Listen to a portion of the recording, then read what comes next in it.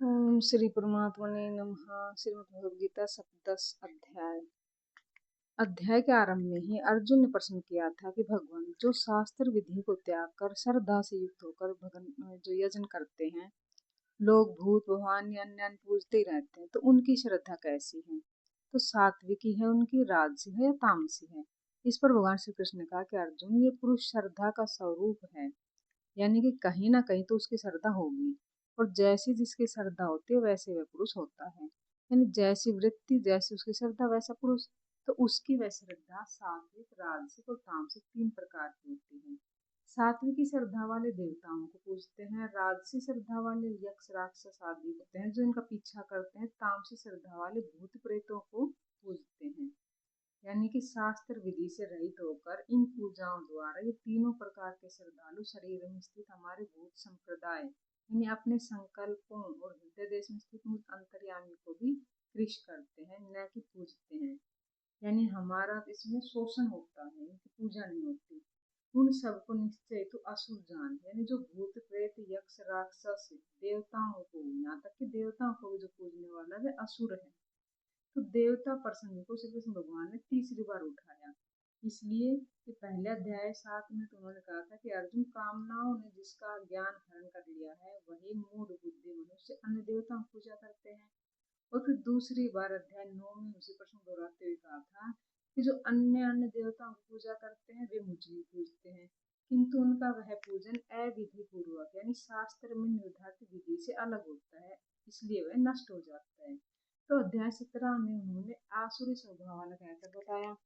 श्री कृष्ण भगवान के शब्दों में एक परमात्मा की पूजा का विधान है, यानी कि जो हम देवता आदि, राक्षस, भूत, पिशाच, पितर आदि जितने भी हम पूजा करते हैं वो सब बेकार बताई गई है। तो योगेश्वर भगवान श्री कृष्ण ने चार प्रश्न लिए। एक तो आहार, यज्ञ, तप और दान। तो आहार भी तीन प्रकार के बताए, सात्विक, राजसिक और तामसिक। तो सात्विक पुरुष को तो आरोग्य प्रदान करने वाले स्वाभाविक, यानी अपने स्वभाव को जो प्रिय लगता, हमें जो अच्छा लगता है, और जो स्निग्ध, जो चिकना होता है, ये प्रिय होते हैं। और राजसी मनुष्य को कड़वे, तीक्ष्ण, उष्ण, यानी ज्यादा मिर्च वाले, मसाले वाले, ज्यादा गर्म और कड़वे या चटपटे, मसालेदार और रोग वर्धक, यानी कि जो हमारी बीमारी को बढ़ाते हैं, ऐसे आहार प्रिय होते हैं। और तामसी मनुष्य होते हैं जो झूठा, बासी या पवित्र सब प्रकार का ग्रहण कर लेते हैं। तो शास्त्र विधि से निर्दिष्ट जो मन का निरोध करता है, फल की आकांक्षा से रहित जो यज्ञ है वो सात्विक यज्ञ है, यानी उसमें फल की आकांक्षा नहीं होती, उसमें सिर्फ कर्म करते हैं, फल की इच्छा नहीं रखते हैं, तो वे सात्विक यज्ञ है। और झूठा जो प्रदर्शन करते हैं फल के लिए जो किया जाता है, वह यज्ञ होता है, राजसी होता है। और शास्त्र विधि से बिल्कुल रहित है, मंत्र, दान वगैरह श्रद्धा कुछ नहीं है, वह होता है हमारा तामसी यज्ञ।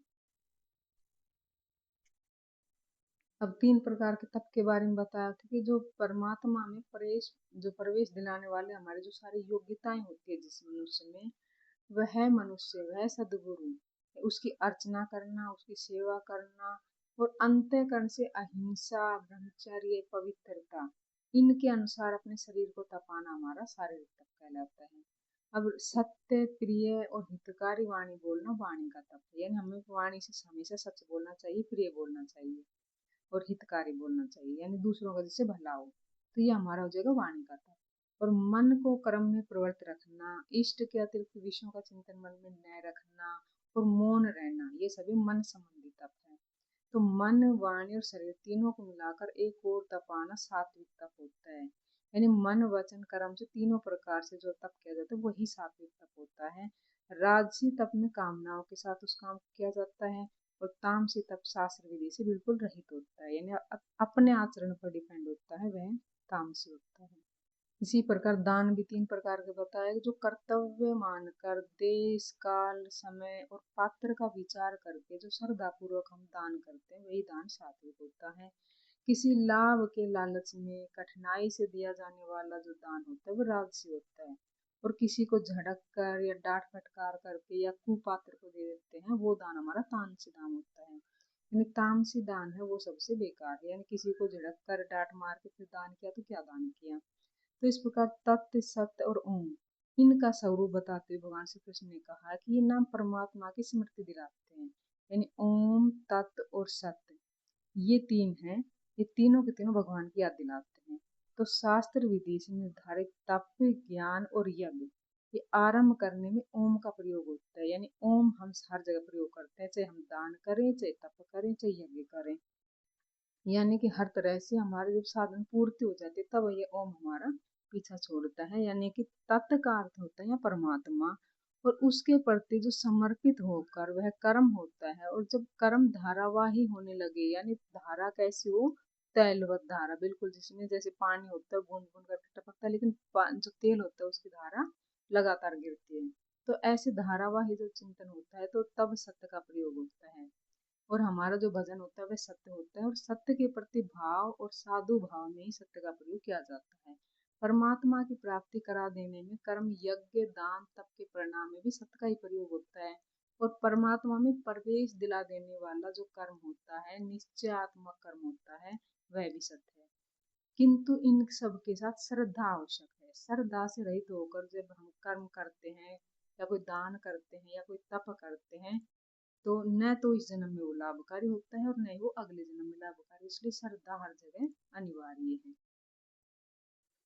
इसलिए इस चैप्टर में श्रद्धा, दान, तप, तीनों प्रकार के तप, तीनों प्रकार के आहार, सात्विक, राजसिक और तामसिक, इनके बारे में और ओम, तत् और सत के बारे में जिक्र किया गया है।